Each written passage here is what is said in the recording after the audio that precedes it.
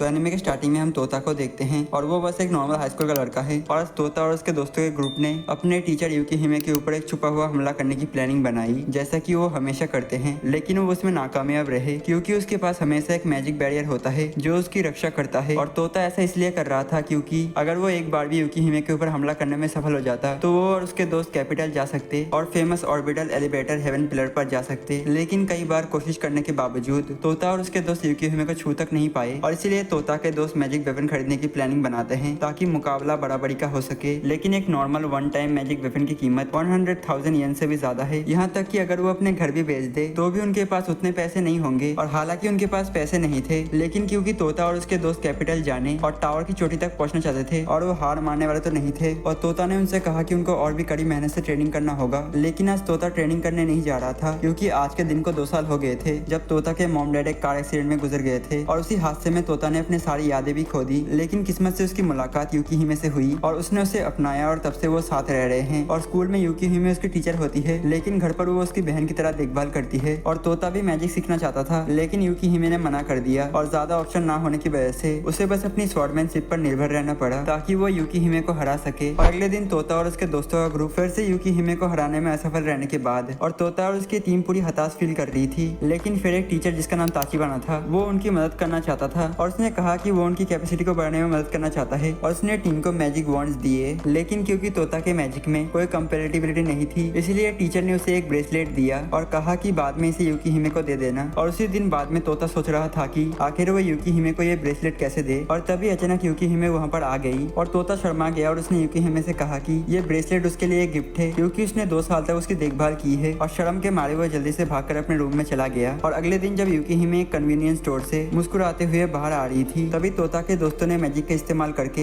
यूकी हिमे के ऊपर घात लगाकर हमला किया और फाइनली उन्होंने उसे पकड़ लिया। और ताचिबाना ने टीम को कांग्रेचुलेट किया, लेकिन फिर अचानक उनको बेहोश कर दिया। और इसके बाद उसने अपनी असली पहचान बताई। वो असल में एक बाउंटी हंटर है और पिछले 6 महीने से वो सही मौके की तलाश में था यूकी हिमे को मारने के लिए। और अब इन बच्चों की मदद से वो अपने लक्ष्य को हासिल करने वाला था और उसने यूकी हिमे के ऊपर स्पाइक से हमला किया। और यूकी हिमे ने खुद को मैजिक से बचाने की कोशिश की, लेकिन उसकी पावर ब्रेसलेट की वजह से सील हो चुकी थी और ताचिबाना ने यूकी हिमे को मारने का इरादा कर लिया। पर तभी तोता उसे रोकने के लिए आगे आया, लेकिन इससे पहले कि तोता कुछ कर पाता ताचिबाना ने उसका एक हाथ काट दिया और तोता को बेकार समझकर ताचिबाना उसे मारने ही वाला था। और उसी समय यूकी हिमे तेजी से आगे बढ़ी ताकि तोता को बचा सके और उसने तोता से कहा कि अब वो कैपिटल जा सकता है और वो तोता के दिए गए गिफ्ट से खुश है। लेकिन उनकी बातचीत से चिढ़कर ताचिबाना ने यूकी हिमे के शरीर के कई सारे टुकड़े कर दिए और तोता उसकी बिखरी हुई बॉडी को देखकर दुखी हो गया। लेकिन फिर ताचिबाना ने उसे भी स्टैप कर दिया और तोता को लगा कि उसकी जिंदगी यही खत्म हो जाएगी। लेकिन तभी यूकी हिमे ने उसे जागने के लिए कहा और उसने समझाया कि 2 साल पहले ही उसने तोता को एक इमॉर्टल मॉन्स्टर में बदल दिया था और अब अपनी छुपी हुई पावर को बाहर निकालने के लिए उसे यूकी हिमे का ब्लड पीना होगा अपने दोस्तों को बचाने और यूकी हिमे का बदला लेने के लिए। और तोता ने यूकी हिमे का ब्लड पिया और उसकी पावर जाग उठी और अपने न्यू पावर्स के साथ तोता ने सिर्फ एक ही पंच में ताचिबाना को हरा दिया। लेकिन फिर थकान के कारण बेहोश हो गया और जब तोता जागा तो वो ये देखकर हैरान था कि वो अभी भी जिंदा है और अब सच बताने का समय आ गया था। और इसीलिए यूकी हिमे ने उसे बताया कि उसका असली नाम एवेंजेलिन है और वो एक इमॉर्टल वैम्पायर है जो 700 साल पहले से जिंदा है। और जहाँ तक तोता की बात है, 2 साल पहले उसकी मॉम डैड की मौत किसी कार एक्सीडेंट में नहीं हुई थी, बल्कि किसी ने उनको मार डाला था और उनकी आखिरी इच्छा थी कि यूकी हिमे उसे बचाए और उसकी देखभाल करे। और अब जब वो भी एक वैम्पायर बन चुका था तो तोता खुश था क्योंकि वो इमॉर्टल हो गया था। लेकिन यूकी हिमे ने उसे चेतावनी दी कि इमॉर्टल होना कोई गिफ्ट नहीं है बल्कि एक कर्ज है। और अगली सुबह तोता ने अपने दोस्तों को गुड बाय कहा और सिटी के लिए निकल पड़ा। और अब उसकी असली जर्नी शुरू हो चुकी थी और अब कैपिटल की तरफ जाते हुए उसकी मुलाकात एक नए दोस्त कुरुमारू से हुई जो उसी की ही उम्र का था। और कुरुमारू ने उससे कहा कि वो टावर के सबसे ऊंचे हिस्से से आया है और वो यहाँ पर इसलिए है क्योंकि उसे किसी खास पर्सन की तलाश थी और जब तक वो उसे ढूंढ नहीं लेता तब तक वो अपने घर वापस नहीं जा सकता। हालांकि असलियत में कुरुमारू का परिवार उसे बस बाहर निकालना चाहता था और ये मिशन बस एक दिखावा था। और इसके बाद कुरुमारू हैरान हो गया जब उसने देखा कि तोता की कोई रिफ्लेक्शन नहीं थी और उनकी बातचीत वही रुक गई जब यूकी हिमे वापस आई और उसने जूस ला कर दी। और जैसे ही कुरुमारू ने अपना टारगेट देखा उसने तुरंत अपनी स्वॉर्ड निकाल ली और कुरुमारू ने बताया कि वो फुशिगुड़ी क्लैन का मेंबर है और वो क्लैन बस एक इमॉर्टल हंटर्स का क्लैन था और कुरुमारू को यूकी हिमे को मारने का काम दिया गया था। लेकिन ये काम आसान नहीं था क्योंकि यूकी हिमे एक हायर रैंक वैम्पायर थी और इससे पहले कि कुरुमारू अगला कदम उठा पाता यूकी हिमे ने सीधा अपना हाथ उसके शरीर के आर पार कर दिया। और तोता ने यूकी हिमे को डांटा कि उसने कुरुमारू को मार दिया, लेकिन असल में कुरुमारू भी इमॉर्टल था। और जब वो होश में आया तो उसने साफ बताया कि अगर वो यूकी हिमे को नहीं मार सका तो उसे अपने क्लैन में एक्सेप्ट नहीं किया जाएगा। और उसकी दुख भरी कहानी सुनकर यूकी हिमे ने उसे एक मौका देने का फैसला किया और उसने कहा कि अगर कुरुमारू तोता को हरा सकता है तो वो उसे अपने खिलाफ लड़ने का मौका देगी। लेकिन तोता एक बेकार की लड़ाई नहीं चाहता था और लड़ाई से बचने के लिए तोता ने एक शर्त रखी, जो भी जीतेगा वो हारने वाले से एक काम करने के लिए कह सकता है। और कुरुमारू ने भी इस शर्त को मान लिया और लड़ाई शुरू हो गई और तोता ने लगातार कुरुमारू के ऊपर पंचेस बरसाए, लेकिन कुरुमारू ने उनको रोकते हुए अपने स्लेसेस से हमला किया और दोनों लगभग बराबर थे। लेकिन ये जल्दी खत्म करने के लिए कुरुमारू ने तोता का सर काट दिया और हैरानी की बात यह थी कि तोता ने आराम से अपना कटा हुआ सर दोबारा जोड़ लिया और मुस्कुराते हुए कुरुमारू को एक जोरदार पंच मारकर जमीन में धंसा दिया, जिससे पूरा फुटपाथ टूट गया और इस तरह तोता विनर बना। और सत्य के अनुसार तोता बस यही चाहता था कि कुरुमारू हमेशा उसका बेस्ट फ्रेंड बना रहे। और कुछ देर बाद कुरुमारू ने सोचा कि फिलहाल के लिए वो यूकीहिमे को नहीं हरा सकता, क्योंकि उसने महसूस किया कि वो अभी भी बहुत कमजोर है और उसका फैमिली भी उसे पसंद नहीं करता।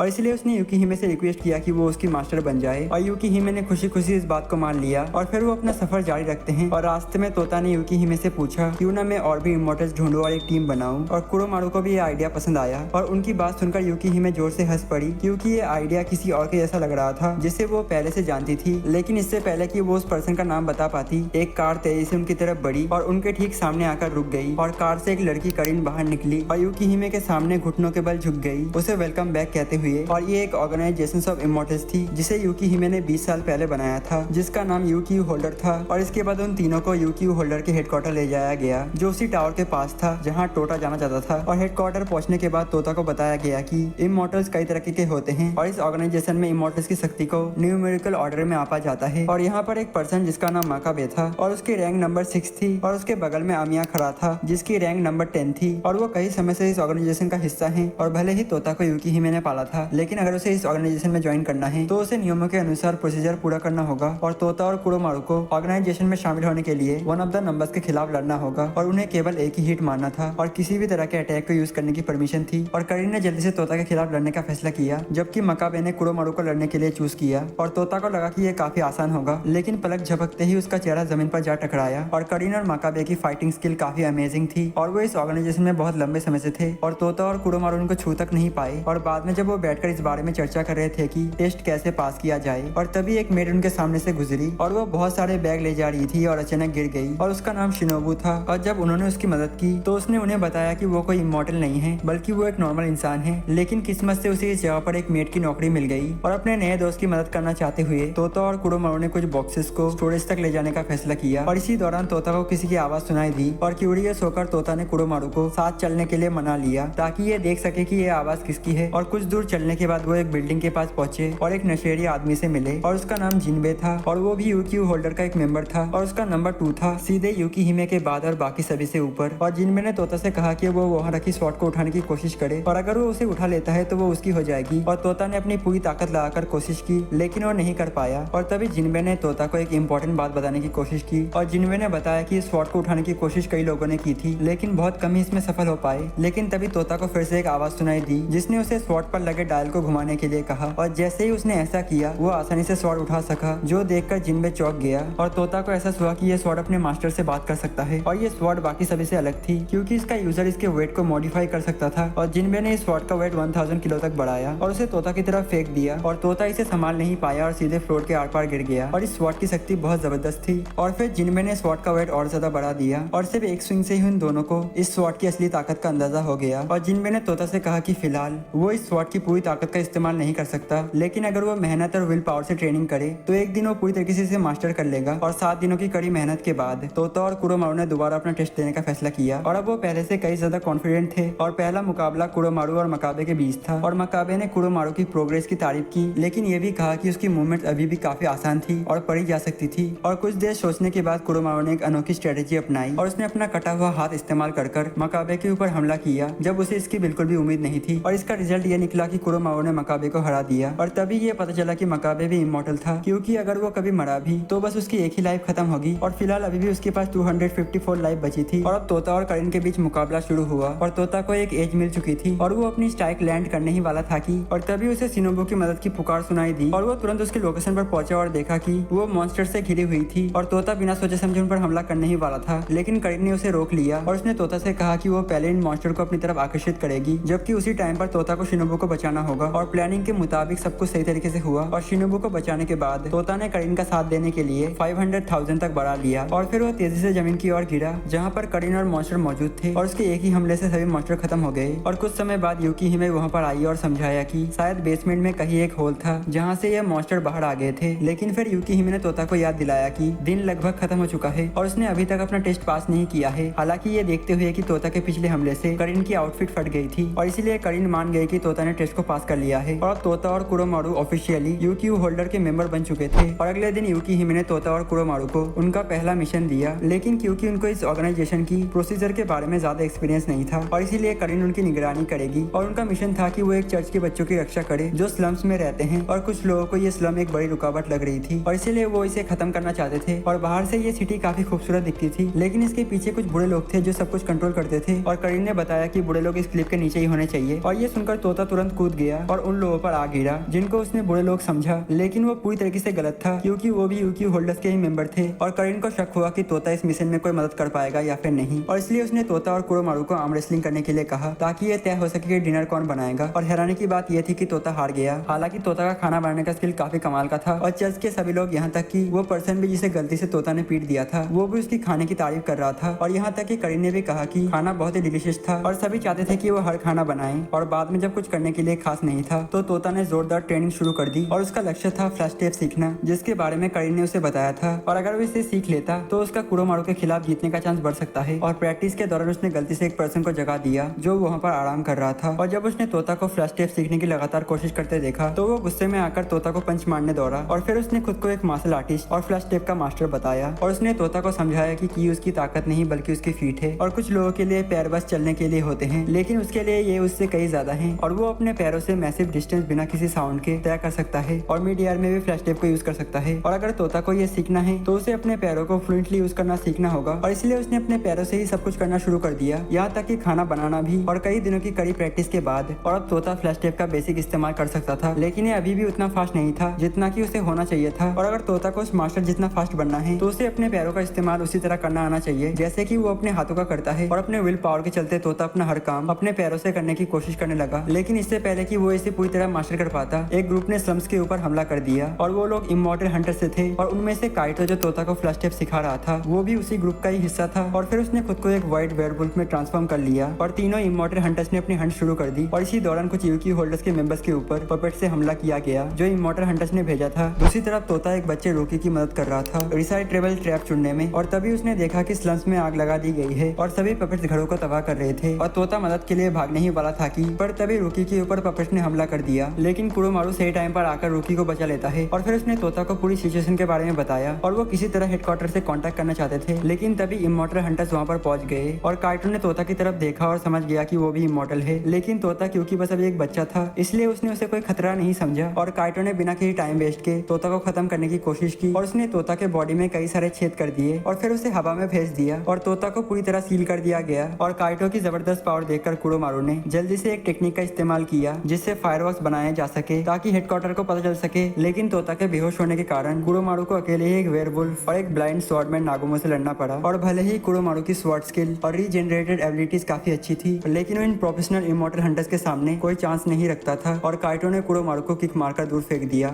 और फिर उसे मारने की तैयारी करने लगा, पर तभी रोकी उनके सामने आकर खड़ा हो गया और उनसे रुकने के लिए कहा। और इमॉर्टल हंटर्स ने लड़की की हिम्मत की तारीफ की, लेकिन फिर उन्होंने कहा कि वो बस अपना काम कर रहे हैं। स्लम ऐसी जगह पर बनी है जो उनकी नहीं है और ओनर्स अपनी प्रॉपर्टी रिक्लेम करना चाहते हैं और इसलिए उन्होंने इमॉर्टल हंटर्स को हायर किया है। और ये इमॉर्टल हंटर्स लोगों को बाहर निकालने और सब कुछ तबाह करने आए थे। और अब काइटो रोकी पर हमला करने ही वाला था, पर तभी तोता जाग जाता है और रोकी की रक्षा करने के लिए खड़ा हो जाता है। और अब उसके हाथों में ब्लैक ग्लॉन्ट्रेस थे और तोता को नहीं पता था कि ये कैसे हुआ, लेकिन अब वो पहले से कई ज्यादा शक्तिशाली महसूस कर रहा था। और तोता ने काइटो की पिटाई का बदला एक जबरदस्त मुक्के से दिया जिससे वो साइतामा की तरह उसे उड़ाकर नागोमो की तरफ फेंक दिया। लेकिन इससे काइटो और भी ज्यादा एक्साइटेड हो गया क्योंकि उसे लंबे समय से ना तो किसी ने ऐसे मारा था और ना इतना चोट पहुंचाया था। और जब तोता कुरोमारू से बात कर रहा था तभी काइटो उसके ऊपर अचानक हमला करने की कोशिश करता है, लेकिन उसे दोबारा हवा में उड़ा दिया जाता है। और बाकी इमॉर्टल हंटर से निपटने के बाद करीन आखिरकार तोता की मदद करने के लिए पहुंच जाती है और अब वो ब्लाइंड स्वॉर्डमैन को संभालेगी। और वो जब बिजी होगा तो तोता अपना ध्यान काइटो पर लगाएगा। और उसी दौरान कुछ देर बात करने के बाद तोता और काइटो एक दूसरे को मुक्का मारने के लिए दौड़ पड़ते हैं। और काइटो को लगा कि उसकी स्पीड अभी भी ज्यादा है, लेकिन अब तोता उससे ही फास्ट हो चुका था और वो एक दूसरे पर लगातार हमला करते रहे। और हालांकि तोता की मूव्स काफी तेज थी, फिर भी वो काइटो को हराने के लिए इनफ नहीं थी। और तभी काइटो अपनी सीक्रेट टेक्निक का इस्तेमाल करता है जो लाइट के तेज गति से भी हमला करने की क्षमता रखती है। और वो अपना हाथ सीधे तोता के आर पार कर देता है और उसका हार्ट क्रश कर देता है। और काइटो को लगा कि उसने अपने स्टूडेंट को मार दिया, लेकिन ऐसा नहीं था। अचानक तोता के शरीर से ब्लैक विंग विंग्स निकल आते हैं जो काइटो का हाथ काट देते हैं। और इतना ही नहीं बल्कि तोता अपना कुचला हुआ हार्ट भी ठीक कर सकता था। और इसे देखते ही ब्लाइंड स्वॉर्डमैन आखिरकार इस शक्ति को पहचान लेता है और इसे मैजिया एरेवेरा कहा जाता है, एक डार्क मैजिक जो इमॉर्टलिटी का रहस्य रखती है और इसके यूजर को इनक्रेडिबल शक्ति प्रदान करती है, लेकिन इसके बदले उनकी आत्मा नष्ट होने का खतरा रहता है। और अब तक इस सीक्रेट मैजिक के केवल 2 यूजर रहे हैं। पहली एक विच जिसे डार्क एवेंजिना के नाम से जाना जाता है और दूसरी उसी विच की डिसाइबल जो दुनिया की सबसे ताकतवर मेज मानी जाती है। और अब तोता इस डार्क मैजिक को यूज करने वाला तीसरा पर्सन बन चुका है, जिसका मतलब है कि वो अब लगभग इनविंसिबल है। और तोता अपनी जबरदस्त शक्ति के साथ और वो एक अनस्टॉपेबल डीमन की तरह नेगेटिव इमोशन में बह जाता है और वो लगभग काइटो को मारने ही वाला होता है, लेकिन आखिरी पल में वो अपना कॉन्शियस फिर से पा लेता है और वो इस तरह लड़ना नहीं चाहता और इसीलिए एक बड़े धमाके के साथ डार्क मैजिक गायब हो जाती है और तोता फिर से अपने नॉर्मल रूप में लौट आता है। और उनकी लड़ाई जैसे ही खत्म होती है काइटो उसे एक आर्म रेसलिंग मैच के लिए चैलेंज करता है और उसे लगता है कि वो तोता को हरा देगा, लेकिन अपने प्योर सेल्फ और इच्छा शक्ति के कारण तोता जीत जाता है। हालांकि पूरी स्लम पूरी तरह तबाह हो चुकी थी और लकीली यूकी हिमे अपनी आइस मैजिक की यूज करके सभी आग बुझा देती है और फिर वो ब्लाइंड स्वॉर्डमैन से मिलती है जिसे उसने 20 सालों से नहीं देखा था। और कुछ देर बात करने के बाद ब्लाइंड स्वॉर्डमैन और काइटो वहां से चले जाते हैं और बाद में तोता ने यूकी हिमे से पूछा कि उसके पास डार्क मैजिक क्यों है, तो यूकी हिमे ने समझाया कि क्योंकि तोता उसी से बनाया गया था और इसीलिए नॉर्मल था कि उसने ये शक्ति उससे विरासत में पाई। और फिर कुछ दिनों बाद ऑर्गेनाइजेशन का एक मेंबर जिसका नाम काइरी साकारामे है जो पास्ट में वापस जाने की एबिलिटी रखती है और वो तोता से मिलती है और उसे बताती है कि जल्दी ही उसे फेट अगामेंटस के द्वारा किडनैप कर लिया जाएगा, जो इस समय दुनिया का सबसे शक्तिशाली विज़र्ड है। और करीब 80 साल पहले फेट यूकी हिमे और तोता के दादाजी नेगी स्पिंडफील्ड ने मिलकर मंगल ग्रह पर एक घटना को सुझाने के लिए काम किया था ताकि दुनिया को बचाया जा सके। और उस समय फेट को एक हीरो माना जाता था, लेकिन तोता के दादाजी को लापता होने के बाद फेट की पूरी पर्सनैलिटी बदल गई और धीरे धीरे वो ह्यूमैनिटी का दुश्मन बन गया। और फ्यूचर को लेकर अपने रहस्यमय समझ के साथ कायरी, तोता, आयामे, करीन और कुरोमारू को उस जगह पर ले जाती है जहाँ पर फेट आने वाला है ताकि वो उस पर तुरंत हमला कर सके। लेकिन अनएक्सपेक्टेड रूप से फेट तोता के विलेज के दोस्तों को अपने साथ बंधक बनाकर रखता है और करीन ने फेट पर पीछे से हमला किया ताकि तोता के दोस्तों को बचाया जा सके। और इसी दौरान तोता ने अपना स्वॉर्ड का वेट 5000 किलो तक बढ़ा दिया ताकि वो फेट की डिफेंसिव बैरियर तोड़ सके। और कुछ देर की लड़ाई के बाद केरी ने सक्सेसफुली फेट को यूकी होल्डर के हेडक्वार्टर में टेलीपोर्ट कर दिया और अब फेट का सामना यूकी हिमे और यूकी होल्डर ऑर्गेनाइजेशन के 4 मेंबर्स के साथ था। और उसे पता था कि अगर उसने लड़ाई की तो वो पक्का हार जाएगा और इसलिए उसने हार मानने का फैसला किया। और टीम की कोशिशों को मानते हुए और अपने रिहाई के बदले फेट ने वादा किया कि वो उनकी सभी पूछी गई बातों का जवाब देगा। तो तोता ने फेट से पूछा कि उसकी मॉम डैड की मौत क्या उसकी वजह से हुई थी, तो फेट ने एक्सेप्ट किया कि उसने तोता के मॉम डैड को मार दिया था। और सच्चाई जानने के बाद तोता गुस्से में आ गया और उसने अपने गॉन्टलेट्स पहन लिए और वो तुरंत फेट को मारना चाहता था। लेकिन तभी नेगी की स्पिरिट प्रकट होती है और कहती है कि फेट की बातें सच नहीं है और नेगी को जरूरी बात तोता को बताने ही वाला था। लेकिन तभी यूकी हिमे ने कुरोमारू को ऑर्डर दिया कि वो नेगी के इल्यूजन को तबाह कर दे और शायद यूकी हिमे खुद सच्चाई तोता को बताना चाहती थी। और अगले दिन कुछ अजीब घटनाओं के बाद यूकी हिमे ने तोता को 20 साल पहले की पूरी सच्चाई बता दी और तोता के दादाजी नागी ने पूरी दुनिया को बचाने के लिए एक बूढ़े विज़र्ड को हराया था जिसे लाइफ मेकर या मेज ऑफ द बिगिनिंग के नाम से जाना जाता था और उसका असली नाम येल्डा बॉब था। हालांकि येल्डा हार चुकी थी और उसकी स्पिरिट ने नेगी के शरीर को अपने कब्जे में ले लिया और पिछले 20 सालों से नेगी की इच्छा शक्ति उस बूढ़ी विच को नियंत्रण कर रही थी। लेकिन अब वो अपनी सीमा तक पहुंच चुका था और आखिरकार जो सबसे इम्पोर्टेंट बात जो यूकी हिमे तोता को बताना चाहती थी वो ये था कि वो नॉर्मल रूप से पैदा नहीं हुआ था बल्कि तोता को नेगी के जीन से बनाया गया था, जिसका मतलब है कि तोता बस नेगी का एक क्लोन है। और अगली सुबह यूकी होल्डर्स ने तोता को चीयर अप करने के लिए उसे मोहार एकेडमी के मार्शल आर्ट टूर्नामेंट में पार्टिसिपेट करने के लिए कहा। और पहले ही मुकाबले में तोता का सामना एक बेहद ताकतवर और रहस्यमय मार्क्स पर्सन से हुआ और कुछ देर तक तोता की पिटाई होने के बाद अचानक उसके दादाजी नेगी प्रकट हुए और कहा कि वो तोता को टावर के टॉप तक ले जाना चाहते हैं। और इसी दौरान यूकी हिमे तोता को बचाने के लिए वहाँ पहुंची और उसने नेगी की असली आइडेंटिटी को बता दिया। प्रेजेंट में नागी का शरीर लाइफ मेकर के कंट्रोल में था और फिर लाइफ मेकर के फॉलोअर भी अपने मास्टर की मदद करने के लिए वहाँ पर आ गए और उधर यूकी होल्डर्स के दूसरे मेंबर्स भी तोता की मदद करने के लिए मौजूद थे। और इस बीच एक भयंकर लड़ाई छिड़ गया और जब उनकी टीम लाइफ मेकर के साइकोलॉजिकल अटैक से जूझ रही थी तभी अचानक एक लड़की असुना उनकी मदद करने के लिए प्रकट हुई और उसने ये रिवील किया कि वो तोता की ग्रैंड मदर है क्योंकि तोता को नेगी और असुना के जीन से बनाया गया था। और असुना ने सभी को लाइफ मेकर के फॉलोअर्स के बारे में बताया और साथ ही तोता को ये भी बताया कि उसकी असली शक्ति 37 सेकंड में जाग जाएगी। और इसके बाद वो सभी रियलिटी में लौट आए और असुना के बातों के अनुसार वो सभी तोता की शक्ति जागने तक दुश्मनों को रोकने की कोशिश करने लगे। और इस दौरान फेट भी तोता की दोस्तों की मदद करने के लिए आ गया और इसके बाद यूकी हिमे, फेट, तोता और असली नेगी के बीच एक इमोशनल बातचीत हुई जिसके बाद आखिरकार तोता अपनी सच्ची शक्ति को जागृत करने में सक्षम हो गया। लेकिन इसके बावजूद तोता अभी भी पूरी तरीके से लाइफ मेकर को हरा नहीं सका, जबकि तोता लाइफ मेकर के ऊपर कुछ हमला करने में सफल रहा। लेकिन तभी एक दुश्मन ने पीछे से उसके ऊपर हमला कर दिया जिससे तोता काफी ज्यादा घायल हो गया। हालांकि उनकी कोशिशें बेकार नहीं गई, तोता की शक्ति एक्टिव हो गई और इसने नेगी को एक दूसरी डायमेंशन में भेज दिया और वहाँ नेगी की मुलाकात अपने पुराने दोस्तों और लवर से हुई और उनमें से हर किसी ने अपनी अपनी पास्ट की कुछ नेगेटिव मेमोरीज को जागृत किया। और असल में जो यादें तोता ने देखी वो सभी की मिली जुली यादें थी, और दूसरे शब्दों में तोता को सभी के जीन्स के ट्रांसप्लांट से बनाया गया था। और आखिरकार तोता ने सक्सेसफुली नेगी की सभी यादों को वापस लाने में मदद की। और इसी तरह पास्ट और फ्यूचर की सभी लोगों की मदद से लाइफ मेकर के पास हार मानने के अलावा और कोई ऑप्शन नहीं बचा। और सब कुछ निपटने के बाद फेट वापस से टावर के टॉप पर लौट आया और यूकी होल्डर ऑर्गेनाइजेशन भी अपने नॉर्मल काम में लौट आई। और उसी दिन बाद में तोता ने अचानक यूकी हिमे से कन्फेशन किया, लेकिन उसे रिजेक्ट कर दिया गया। और उसे अच्छे से पता था कि यूकी हिमे असल में तोता के ग्रेट ग्रैंडफादर को प्यार करती थी, लेकिन फिर भी वो यूकी हिमे को अपने कन्फेशन से इमोशनल कर सका। और इसी के साथ ये एनीमे खत्म हो जाता है। और जैसे कि आपको पता है कि मेरे साथ क्या चल रहा है, और इसी की वजह से ये वीडियो इतना छोटा बना क्योंकि यूट्यूब ने मेरे पहले वाले वीडियो को रिमूव कर दिया है, जिसकी वजह से मुझे ये एनीमे जल्दी जल्दी रिकॉर्ड करना पड़ रहा है। और अगली बार से मैं कोशिश करूंगा कि थोड़ा बड़ा वीडियो लाने की। और फिलहाल के लिए आप लोग जाकर मेरे सेकंड चैनल को सब्सक्राइब कर लो, क्योंकि कभी भी कुछ भी हो सकता है इस चैनल के साथ। तो इसलिए मैं कह रहा हूँ कि हो सके तो सेकंड चैनल को सब्सक्राइब कर लेना।